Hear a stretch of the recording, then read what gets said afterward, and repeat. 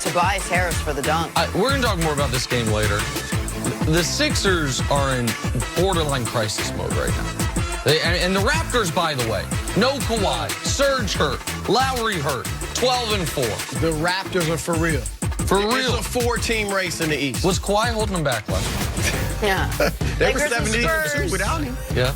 LeBron James sprinting down the floor to deny DeJounte Murray with a vintage chase down block. And the Spurs were whining after this, saying it was in the cylinder. No, it wasn't. It wasn't. You're right. You just got a dude in year 17 in the middle of November saying, I'm going to go full speed and go chase you down. I love it. I can't believe the naysayers. Oh, he's playing too hard. What are you supposed to do?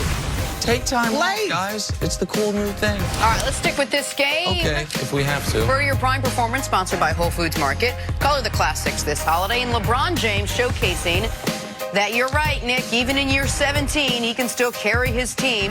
The King finishing with 33 points, including 12 in the fourth quarter, to go along with 14 assists as the Lakers extend their win streak to 8 games. Here's LeBron after the win. It's weird. I don't know. Every time I tell you guys that this is the best I felt, you guys kind of get like all right. And then I go out and I'm able to do what I do. But that's how I feel, man. I feel my spring, my like I said, my quick twitch, my mind is sharp, my body is good. I don't know. I don't know what's going on. Maybe the wine I'm drinking. Keep drinking some more if I'm gonna keep doing this. Or every once in a while, don't make the playoffs, have a bunch of extra months to rest, get your body right, and come back out and do this in year 17. Nick, you surprised by LeBron's output at this point in his career? I got to admit it, much like with Lamar. Yeah, I'm a little surprised. Really? I'm surprised. I'm shocked that you're surprised. Well, listen, By him or by the team record? Both. Listen, I thought the Lakers would get out to a fast start because the schedule was soft early and they had to get out to a fast start. And I thought LeBron would remind people that he's still the best player in basketball. I did not think he would be playing every game. I did not think he'd be top 6 in the NBA in minutes per game and total minutes. And I did not think he would, like this, seamlessly reinvent himself as the best point guard in basketball. We've heard over multiple years, LeBron's going to start doing this differently. He's going to, and then every year it's like, no, he's going to just do what he's always done. He's playing a different brand of basketball this year. Still wildly effective, but he's never been this much of a distributor with this type of basketball team. And I'm also surprised he is caring this much on the defensive end. There was a moment last night where he missed a free throw, which it's right now, it's his kryptonite. It's in his head. Well, it has been. It has been. A few years ago, he had fixed it because he was lane violating on every free throw. They then stopped letting him do it, and since then, it's been in his head. But the possession after he missed the free throw, Lakers were up 10 or 11 points midway through the fourth quarter. LeBron got in. Remember, like, the Wojo kid from Duke, that low defensive stance when he'd slap the floor? Oh, yeah. LeBron got in that defensive stance 35 feet from the basket. Like, I'm going to make up for it here. That surprised me as well. Because what I've said about LeBron, Broussard, is much like Tom Brady during the regular season decided I'm not taking hits. LeBron, I justified it in years past. During the regular season is saying I have to rest on the court at some point. I will be around defensively in the playoffs.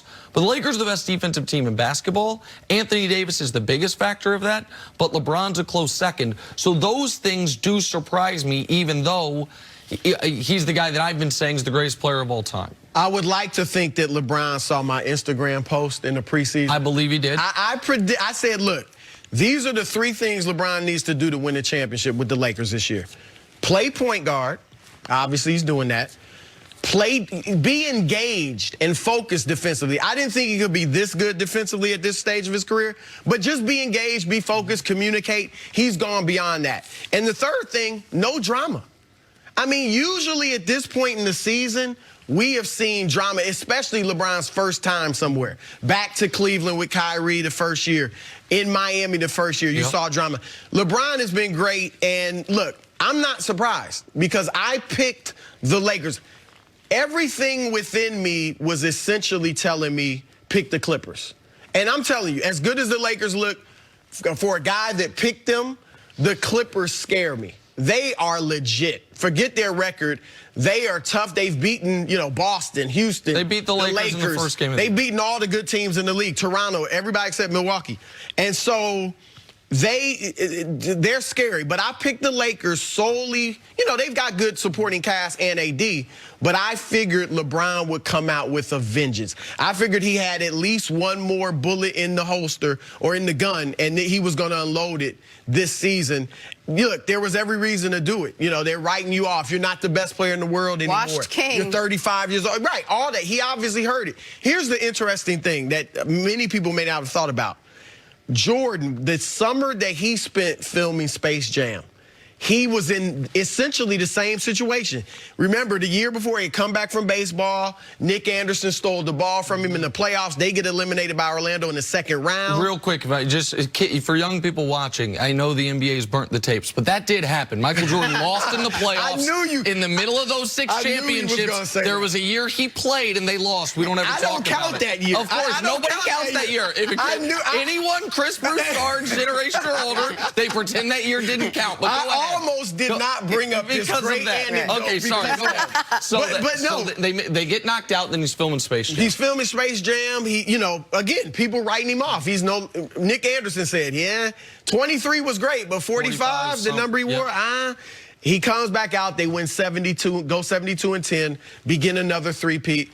This is similar. Obviously, he's compared to Jordan the most.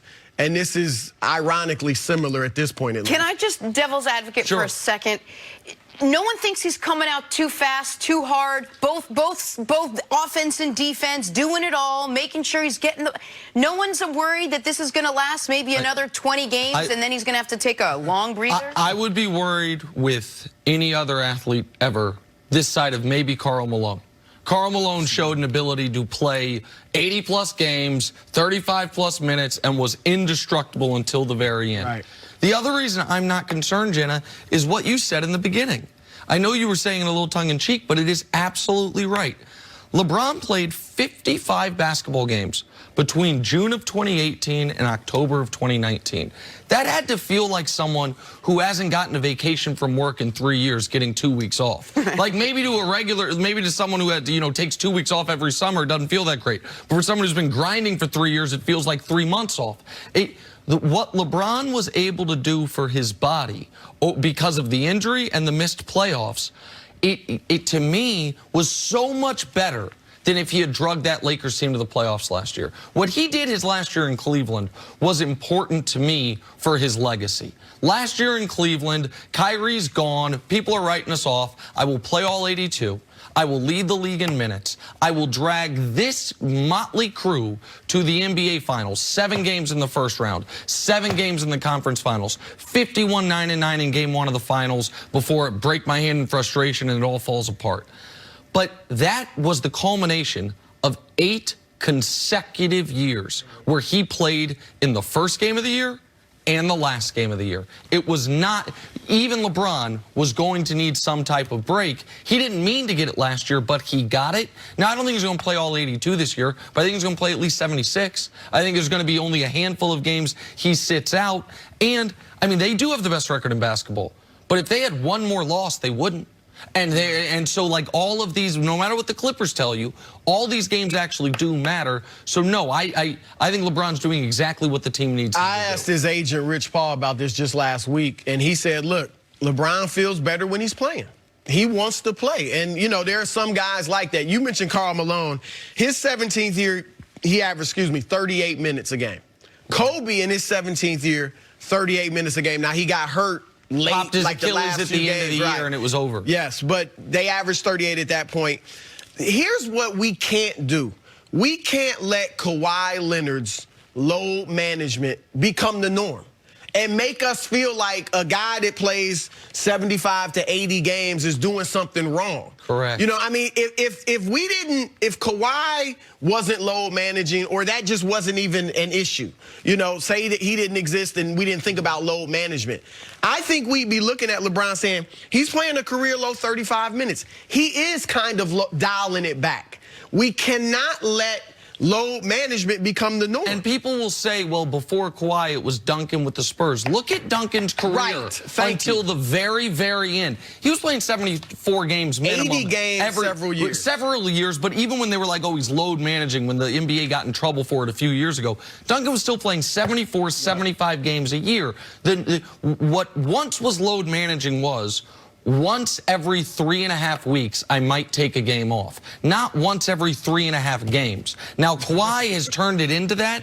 And like the guys who were the two biggest load managers last year, Kawhi and Embiid, both had injury issues that you understood it. I don't understand it quite as much with Kawhi this year. But Giannis, LeBron, Harden, part of their greatness is I'm showing up to work every night and my team can rely on me. And so, no, for normal athletes, yeah, it might be something, not for this guy. Last segment, we talked about Lamar doing all that at age 22. LeBron's doing all this. He turns 35 in a couple of weeks. Talk about same production on both ends of the spectrum. All right, take a break. Coming up, could the first place Dallas Cowboys fire the